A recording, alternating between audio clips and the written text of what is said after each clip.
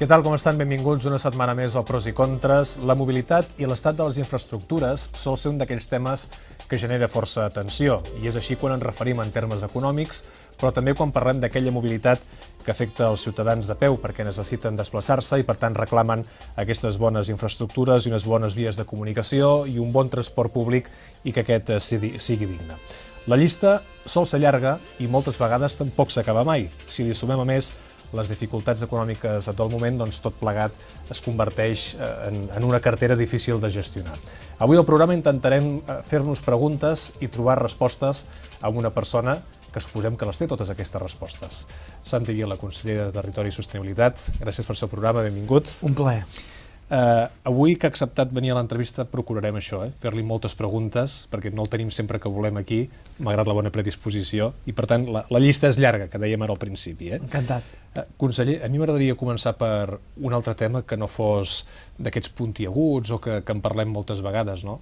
Aquí sap que tenim una variant d'Olot històricament reclamada, jo diria des del primer dia que es va inaugurar l'eix Bicolot per Bracons, i que encara no ens en acabem d'en sortir.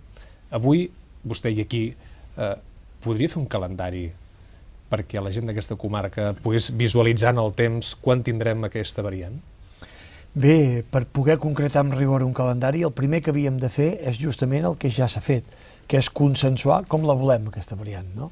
S'ha consensuat, s'han pres decisions molt transcendents que han combinat les necessitats de resoldre la mobilitat a Olot, en concret, una mobilitat que sovint és obligada, perquè l'existència de bracons ha alterat tota la mobilitat de la ciutat, ha castigat, com és sabut, el vial de Sant Jordi, i per tant havíem de resoldre aquesta qüestió per Olot, però també hi havia sobre la taula la hipòtesi de què fer amb la vall de Bianya, una vall que des de tots els punts de vista ens interessa a tots preservar i que, per tant, requeria una sensibilitat. I que, a més a més, s'ha fet un front comú en aquest sentit, des de la política, els empresaris, pagesos. Per tant, el que hem fet és consensuar, hem tancat una proposta que ha fet seva el Ministeri, que no hi ha d'haver-hi cap inconvenient perquè sigui la que es concreta informe de projectes executius, que concreta la solució d'Olot i que discrimina i deixa sine die, fins que hi hagi consens, la solució de la vall de Bianya. Això vol dir que si aquest any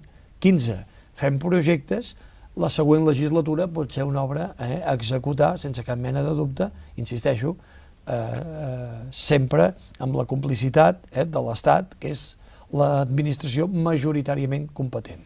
Mentrestant, què haurem de fer? Això li anava a preguntar ara. Mentrestant. Quins són els deures? Doncs, per exemple, en les properes setmanes actuarem sobre el vial de Sant Jordi, un vial molt castigat, ja hi ha autoritzada una despesa de més de 200.000 euros per fer una primera intervenció, i durant l'any, de fet, completarem aquesta millora de ferm amb una actuació que tindrà un pressupost de l'entorn d'1 milió d'euros. Per tant, jo crec que mentrestant anirem fent aquesta feina i confio que tan aviat com acabi aquest cicle electoral, que ara començarem, inevitablement, municipals, nacionals, estatals, doncs la nova legislatura del govern d'Espanya permeti que aquesta sigui una actuació de legislatura. Permeti'm que insisteixi amb el vial Sant Jordi, mal dit vial Sant Jordi, perquè de fet és un carrer més d'Olot, el que passa que s'ha convertit en aquesta circunvalació de la ciutat. Quan diu que s'arranjaran les properes setmanes, és de punta a punta i l'asfaltatge serà tot nou o farem pedaços? No, pedaços no, aquí es fa una millora de ferm integral, però amb dues fases. En una primera fase es fa aquesta, de reparació del que és més greu, del que està en més mal estat, però s'ha aprovat, pendent que el Parlament desllorigui aquesta objecció que un grup parlamentari va fer, que ens ha fet perdre un mes, de portar el pressupost al Consell de Garanties, per raons que no hem acabat de comprendre. Quan haguem desllorigat el pressupost, tindrem una actuació a punt, insisteixo, que té una previsió d'execució d'1 milió d'euros. I sobre calendari? Estem parlant d'aquest mes de març? Sí, en les properes setmanes s'ha de poder fer aquesta actuació, properes setmanes, per tant, imminent l'actuació.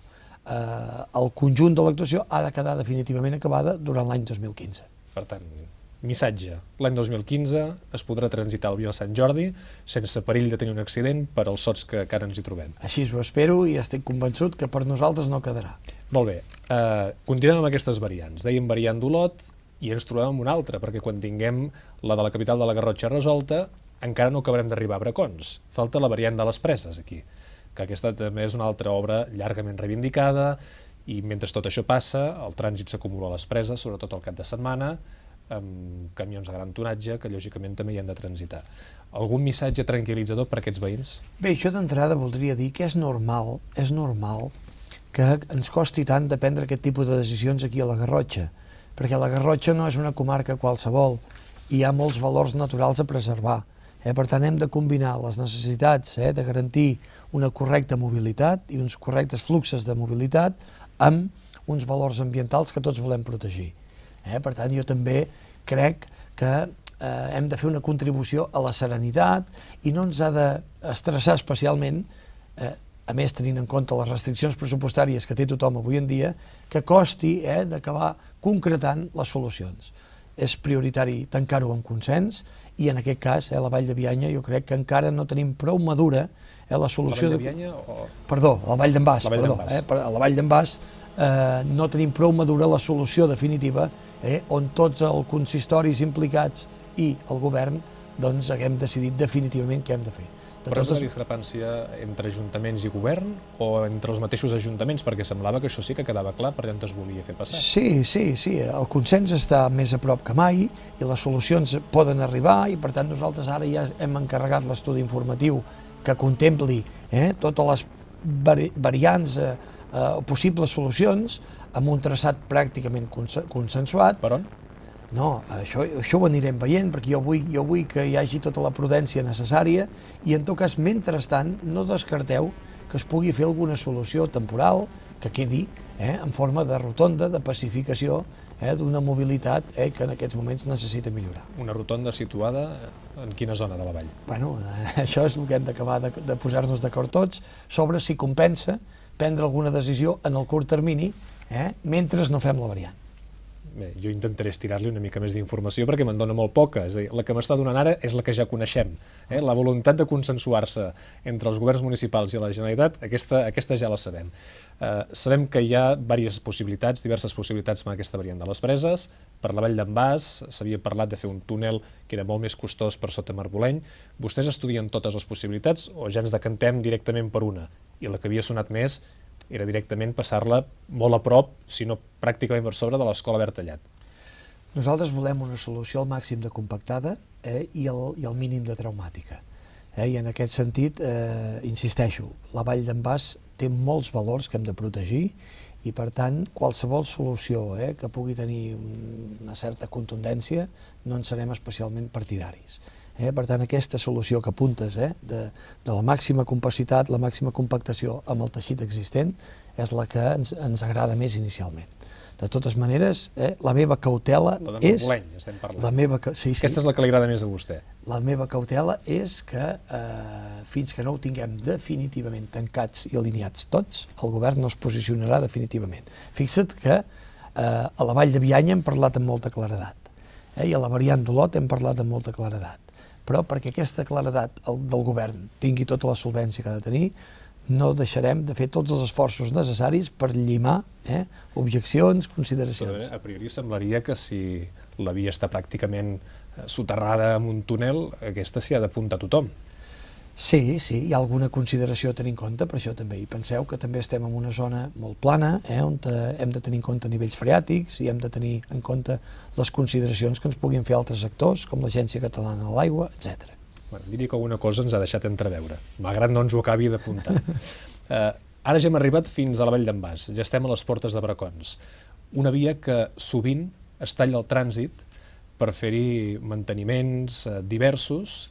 És veritat que això es fa de nit, però molts transportistes, per exemple, es troben que han de donar una volta enorme cada vegada que es talla per aquests manteniments que solen durar entre 7 i 8 hores. A vegades és incomprensible, quan es fa una obra nova, que s'hagi de tallar per fer-hi manteniments, no?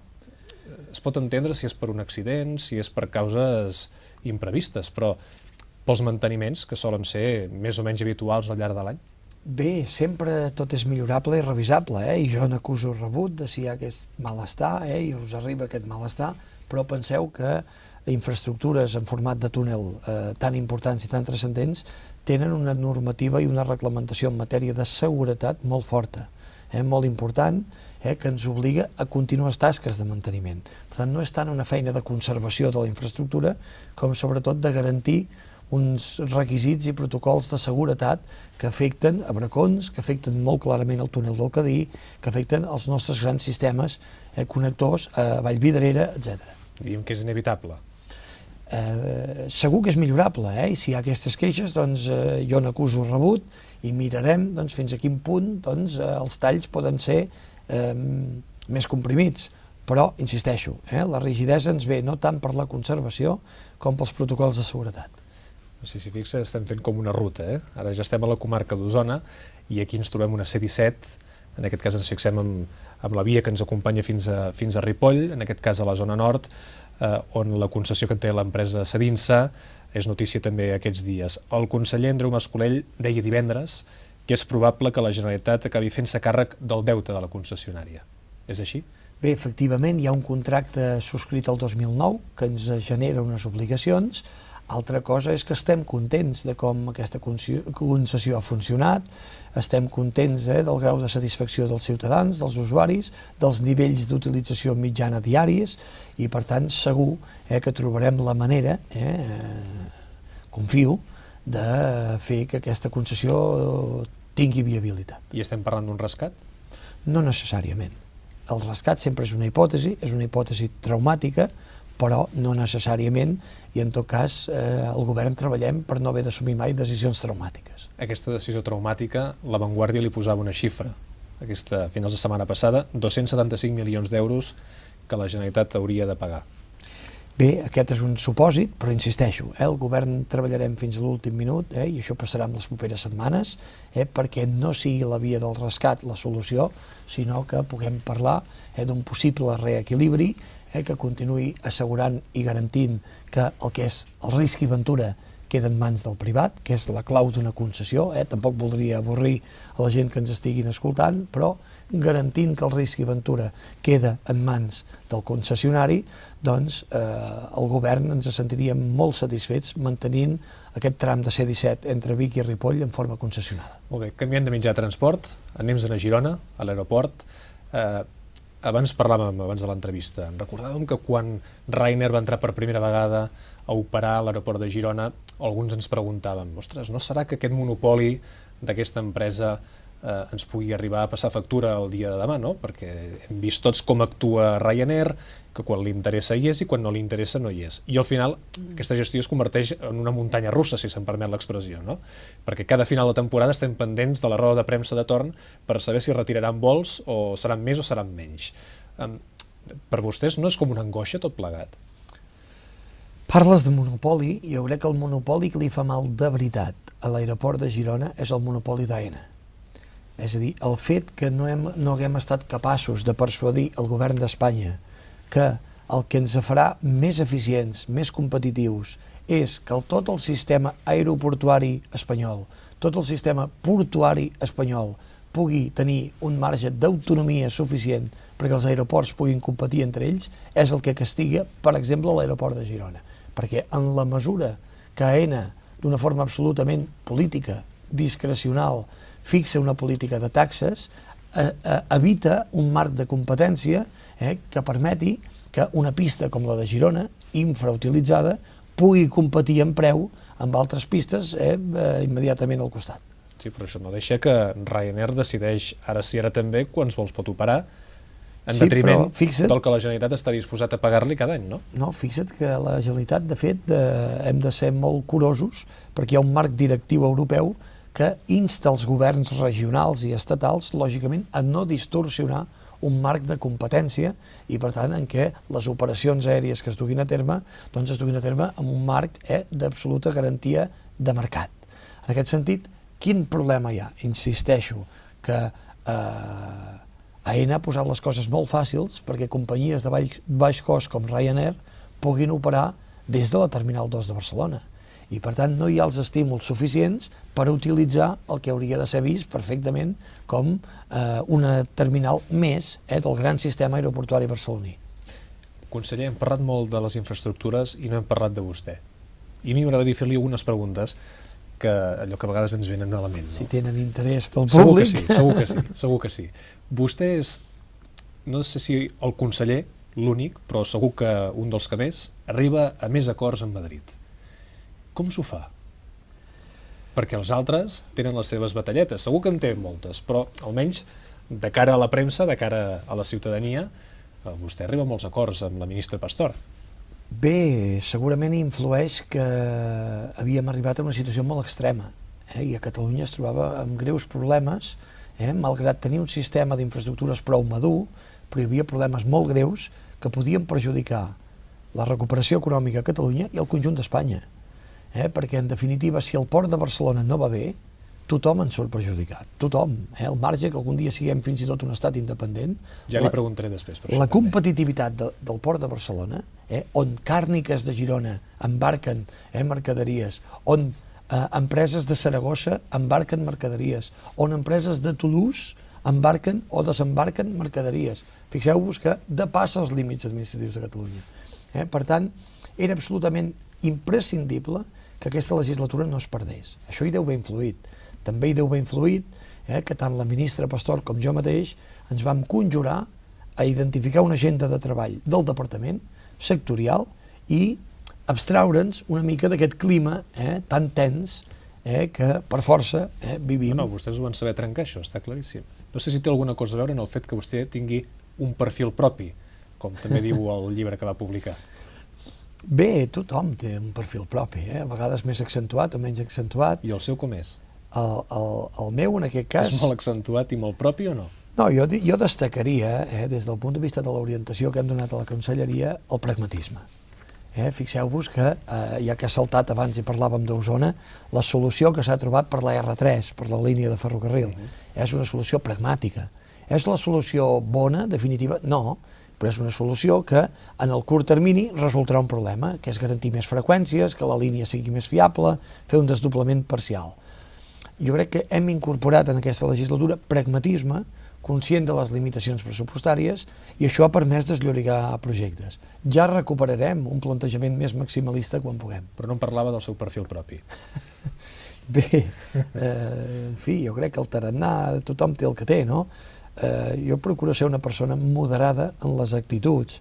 Moderat no vol dir ser de dretes ni d'esquerres. Moderat vol dir ser una persona que finalment prefereix l'acord que el desacord. Però vostè deu saber si és més de dretes o més d'esquerres. Evidentment, evidentment. I on el situem?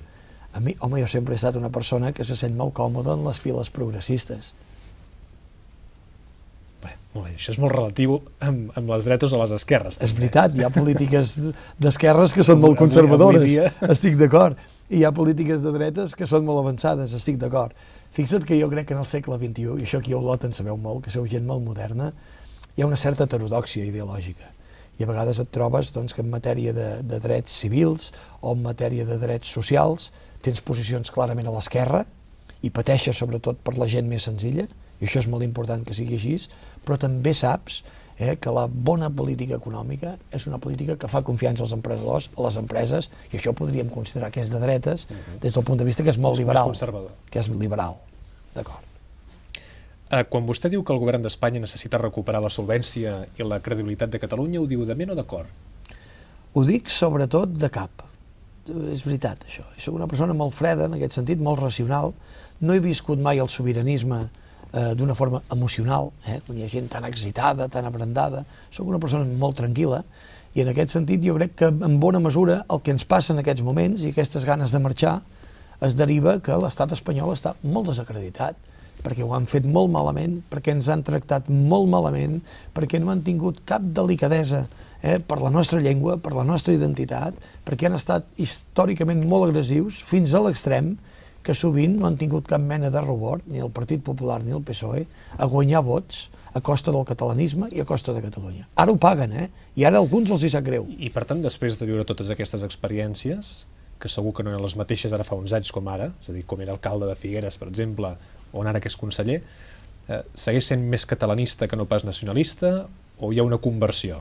Sí, fixeu-vos que això a vegades costa d'explicar, perquè és un debat molt, fins i tot acadèmic, és molt universitari aquest debat. Avui que tenim una mica més de temps, per això li preguntava. Això és un plaer que em preguntis això, perquè jo crec que és compatible ser independentista, ser sobiranista i no ser gens nacionalista.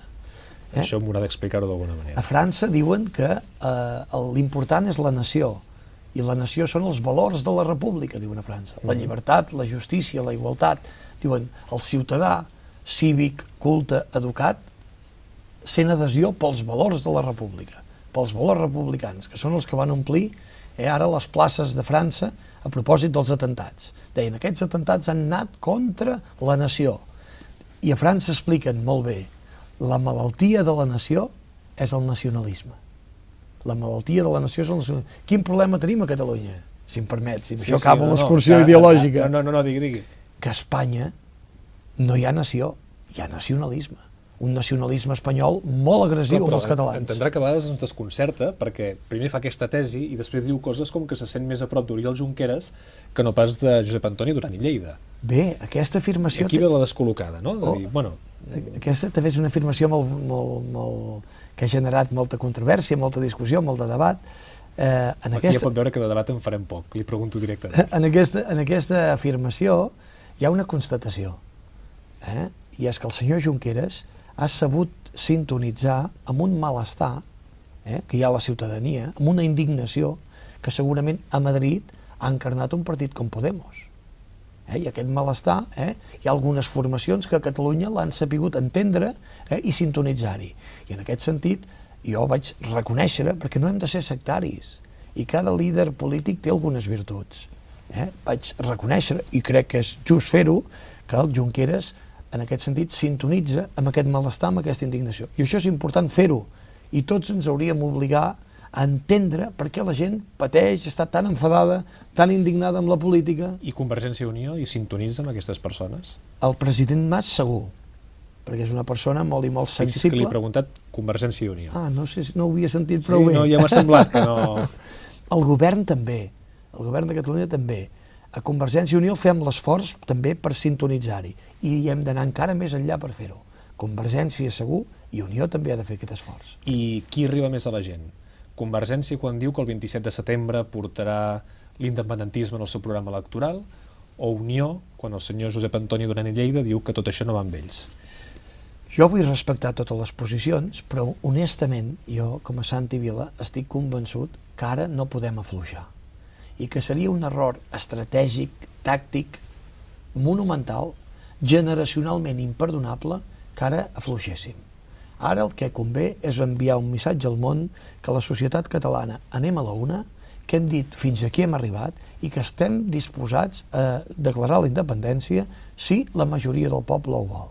A partir d'aquí, el govern de l'Estat veurem què fa, i veurem com es comporta, i veurem com actua. De moment, l'únic que ha fet el govern d'Espanya, des del punt de vista polític, és no fer res. És l'immobilisme per a rubor de tota la comunitat internacional. Perquè us convido a entrevistar i portar aquí polítics d'arreu d'Europa i diuen, escolta, molts et diuen, no ho acabo de veure clar tot això que feu a Catalunya. Això t'ho diuen, és veritat. Però també et diuen el que segur que és inadmissible i imperdonable en una democràcia constitucional, és el que està passant. La inacció del president del govern, Rajoy. Crec que amb aquesta última definició ha quedat ben clara qualsevol postura, qualsevol dubte que poguéssim tenir. Conseller, hem parlat d'infraestructures, hem parlat de la seva relació amb Madrid, hem parlat del seu futur país, jo crec que ho hem repassat una mica tot. Li agraïm que ens hagi volgut acompanyar una vegada més. Un plaer. Que vagi molt bé, fins aviat. Gràcies. Fem una pausa. A la tornada, Míriam, ens parlàvem de dretes i esquerres, ens acompanyarà Enric Milló, del Partit Popular de Catalunya. Fins ara.